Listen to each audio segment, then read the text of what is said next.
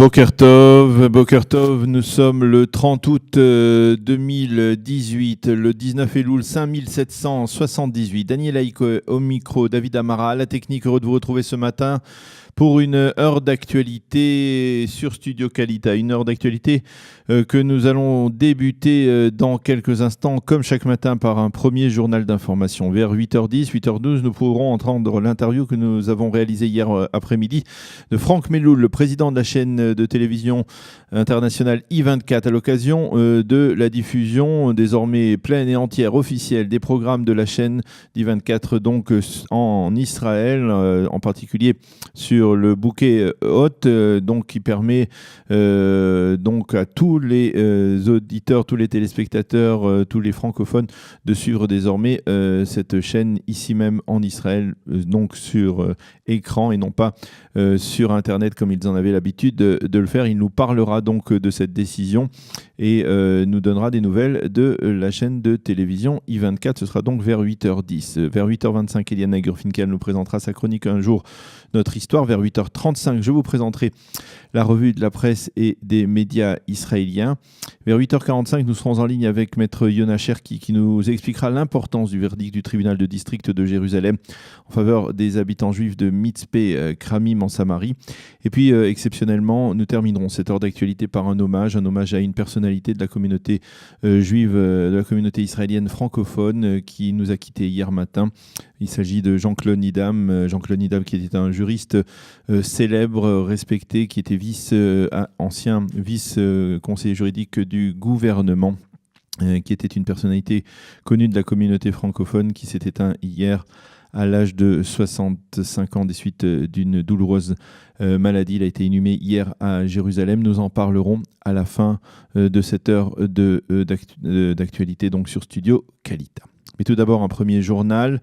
Le chef du Hamas dans la bande de Gaza, Yahya Sinwar, semble vouloir faire souffler le chaud et le froid. D'un côté, il affirme qu'il est possible qu'un accord de trêve intervienne dans les 2 prochains mois grâce aux efforts de l'Égypte, qui s'est dite prête, on le sait, à poursuivre les pourparlers entre le Hamas d'un côté et l'État d'Israël de l'autre côté. Selon Sinwar, on peut parvenir à une trêve sans pour autant obtenir une réconciliation interpalestinienne entre le Hamas et le Fatah. Mais de notre côté, Sinwar se montre bien plus menaçant. Dans une rencontre à Gaza, le chef du Hamas s'est vanté de la puissance de feu de son mouvement. Nous avons la possibilité de faire déclencher des alertes rouges dans Tel Aviv et sa métropole pendant 6 mois, a-t-il déclaré avant de préciser.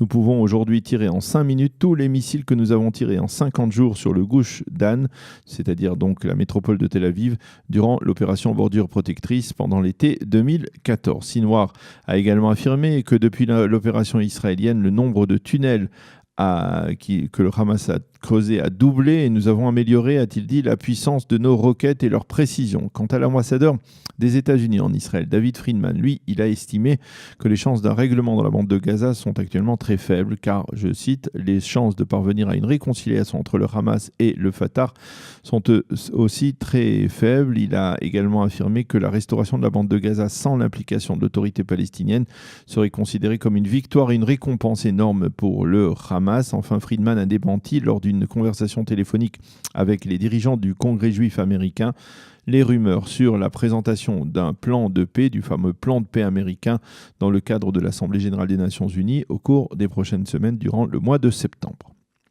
Le chef de la diplomatie iranienne, Mohammad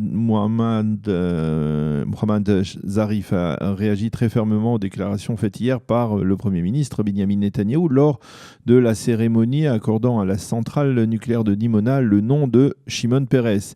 Zarif a déclaré « Un va-t-en-guerre », en parlant de Netanyahou, a menacé hier mon pays qui ne détient pas la bombe A de destruction, et ce alors qu'il se trouvait devant la centrale nucléaire d'Israël. C'est bien la preuve qu'il n'a pas la moindre honte, a déclaré Zarif. Quant à Benyamin Netanyahou, il avait précisé hier, durant cette cérémonie d'hommage à Shimon Peres, que celui qui nous menaçait de destruction se posait en position particulièrement dangereuse et pourrait subir lui-même ce sort. Une paix véritable, a dit le Premier ministre israélien, ne sera conclue que lorsque nous brandirons fermement nos armes défensives. Fin de citation. Nikki Haley, l'ambassadrice des États-Unis aux Nations Unies, a affirmé hier qu'il était temps de retirer de la table des négociations le dossier des réfugiés palestiniens et de leur droit au retour. C'est ce qu'a déclaré donc Nikki Haley, l'ambassadrice des États-Unis à l'ONU, lors d'une conférence pour un institut de recherche américain à Washington. Elle a affirmé que de la même manière que Washington avait réglé il y a quelques mois le problème du dossier de Jérusalem, eh bien, désormais on pouvait aussi s'attaquer au problème des réfugiés palestiniens et de leur droit au retour. On évoque un possible accord au sujet de la loi sur l'enrôlement des élèves des yeshivot, une loi qui, on le sait, pouvait ébranler la coalition gouvernementale, voire même la faire chuter. Un compromis est actuellement en préparation. Il pourrait stipuler que si les Haredim ne parviennent pas à réunir le quota d'élèves dispensés du service, d'élèves qui pourraient s'engager dans l'armée israélienne, alors la loi n'en serait pas annulée pour autant, et cela peut être considéré comme une sorte de victoire politique. Il semble également qu'Avigdor Lieberman soit prêt à accepter un tel compromis. Donc on s'achemine vers une sorte d'accord qui pourrait permettre à la coalition de se stabiliser. Et puis au lendemain du verdict du tribunal de district de Jérusalem qui a validé, je vous le rappelle, les maisons construites apparemment en partie sur des terrains palestiniens en Judée, en Samarie, dans le cas précis, il s'agit de la décision concernant les habitants de l'implantation de Mitzpeh Kramim dans la région de Binyamin en Samarie. Cette décision est considérée comme historique par les habitants juifs des territoires qui, grâce à elle, voient leur risque d'être expulsés de leur maison en Judée et Samarie considérablement diminué. Au sein de la localité, on ne cache pas une réelle satisfaction. Il s'agit bien entendu de la localité de Mitzpeh Kramim.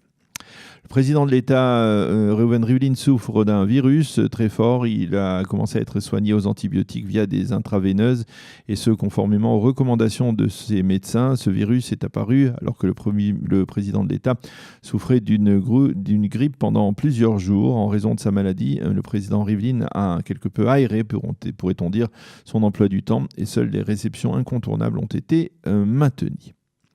La météo pour terminer, le temps sera partiellement nuageux à clair sur l'ensemble du territoire israélien. Il fera 30 degrés aujourd'hui à Jérusalem, 31 à Tel Aviv et 40 degrés à Eilat. Nous allons marquer une petite pause musicale et ensuite, comme je vous l'ai dit tout à l'heure dans la présentation de cette heure d'actualité, nous vous diffuserons cette interview de Franck Meloul, le président de la chaîne I24, à l'occasion de l'annonce de la diffusion de la chaîne sur les chaînes du bouquet Hot en Israël pour la première fois depuis maintenant 5 ans, depuis la création de cette chaîne I24.